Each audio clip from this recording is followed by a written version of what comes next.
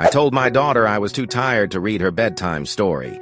Those were our last moments together. I was a single dad to a beautiful little girl. She was my world, and I did everything I could to make her happy. I worked 2 jobs, and even though I was exhausted, I made sure to spend time with her every day. I would read her bedtime stories, play with her, and take her to the park. I wanted her to have the best life possible. One day, I was so tired that I fell asleep while reading her a bedtime story. She woke me up and asked me to keep reading, but I told her I was too tired. She begged me, but I still said no. She went to bed upset, and I felt terrible. I promised myself that I would make it up to her the next day. But the next day, she was hit by a car on her way home from school. She died in my arms, and her last words were, "Daddy, I'm sorry I bothered you last night." I was devastated. I had lost my little girl, and I would never be able to make it up to her. I quit my jobs and spent the next few years drinking and doing drugs. I was in a dark place, and I didn't know how to get out. I eventually got clean, but I still struggle with the guilt every day. I would give anything to go back to that night and read her that story.